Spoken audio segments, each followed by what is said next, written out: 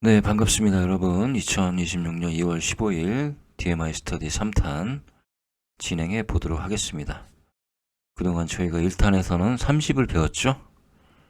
그리고 2탄에서는 40을 배웠고요. 30 진입 시 일단 저점 매수, DMI-30 진입하고 실패를 하면 30을 진입했는데 이렇게 더 30 위로 올라간다. 그러면 40까지는 보자. 이렇게요. 자, 30을 진입했는데 실패를 했다. 그러면 40까지는 지켜보자. 그리고 40에서 꺾이면 무조건 매수한다. 확률이 굉장히 높은 최저점을 찾을 수 있기 때문이죠. 자, 2탄의 내용은 이 정도로 정리를 할 수가 있습니다. 2탄까지는요. 자, 세 번째 시간입니다. 자, 세 번째 시간은요. 횡보장과 하락장을 알리는 신호는 자, 20입니다. 20. 자, 주가가 올라가고 내려가고 하다 보면 DMI 마이너스 선이 상승도 하고 하락도 하지만 그 중에 중심의 역할을 하는 20. 자, 20을 중심으로 해서요. DMI 마이너스 선이 20과 10 사이에서 계속 머문다면 이 장은 상승 추세의 장이다. 상승 추세의 장이다. 자, 그 길이에 따라서, 그 기간에 따라서 폭은 분명히 차이가 있습니다. 그런데 항상 20을 기점으로 해서 추세가 바뀐다. 20을 기점으로 해서 추세가 바뀐다.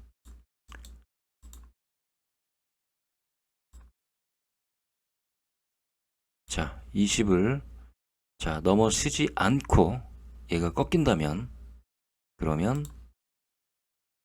상승 추세로 계속 진행이 되지만요. 여기 보시면 자, 이런 자리도 보시면 20을 넘어서고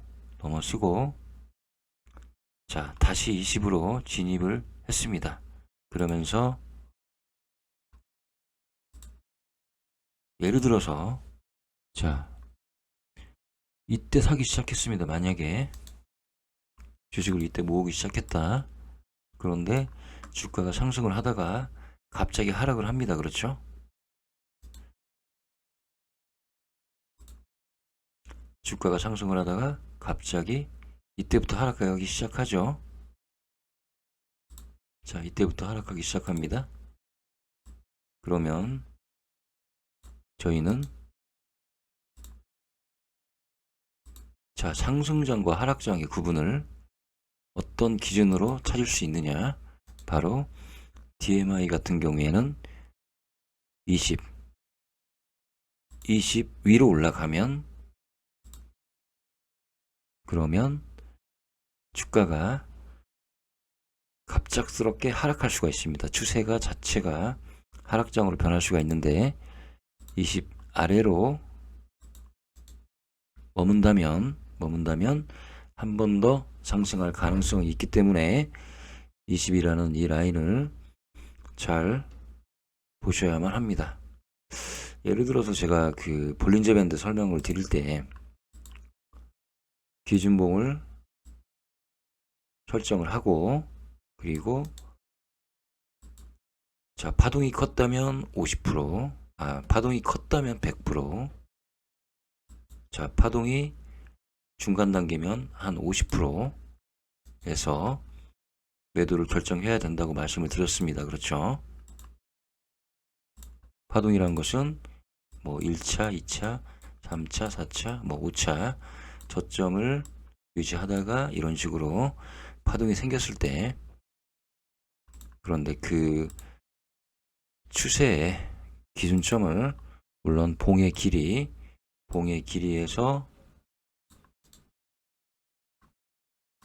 50% 또는 자 100% 밑으로 내려가느냐를 보고 판단할 수도 있지만요.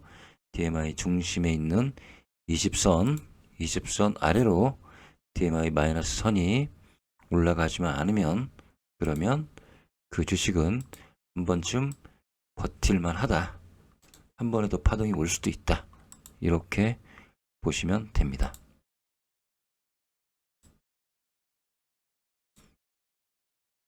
자, 하나의 도구로만 사용하십시오. 절대로. 거의 완벽해지기 전까지는 그냥 도구로만 사용하시는 게 좋습니다. 자, 예를 들어서 이렇게 하락을 하죠. 그런데 이게 갑자기 자, 20을 넘어서서 30까지 진입하죠. 결국 30을 진입하기 전에 20을 넘었을 때 이 중간 정도 되는 이 정도 라인에서 일단 던졌어야 되는 게 맞죠. 예를 들어서 이 자리, 자, 이 자리. 자, 말은 쉽죠. 솔직히 말은 쉬울 수가 있습니다. 그래서 제가 그냥 어느 순간에 하나의 도구로만 사용하시라, 그렇게 말씀을 드린 겁니다. 뭐 중간중간 이걸 보고 내가 탁탁 잡아낼 수는 없는 것이고, 일단 20을 진입하거나 아니면 20을 이탈할 때 진입 시에는 조심해야 되고, 이탈 시에는 자, 상승이 갑자기 오나 이렇게 판단만 하시고, 그 이후의 문제는요. 그 이후의 문제는 다른 보조 지표라든지 어떤 이 주식의 현재 시장 상황이라든지 아니면 이 주식에 악재가 있는지 그런 부분들을 꼼꼼히 살펴보셔야만 합니다.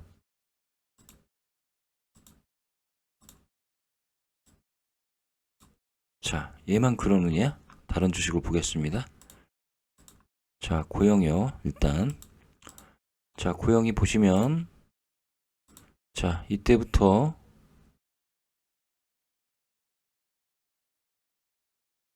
이때부터죠. 이때부터 20 이하에 계속 머물러 있었습니다. 뭐 이때부터라고 봐야 되겠네요. 이때부터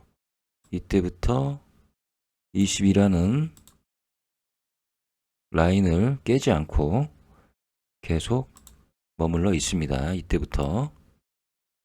그 뒤로 주식이 어땠나요? 자, 단계적으로 상승을 하죠.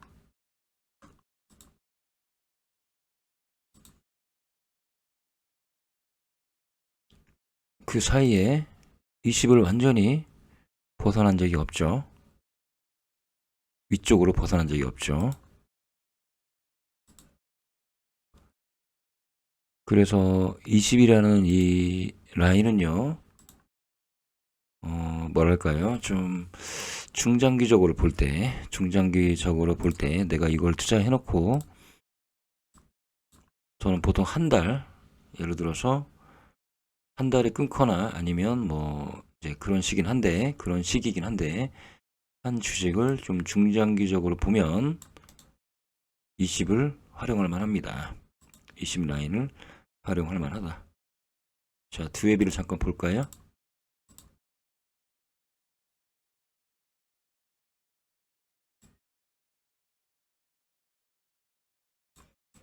이런 캔들이 뭔지, 도대체 왜 이런 캔들이 생겨서 라인을 좀 헷갈리게 하는지.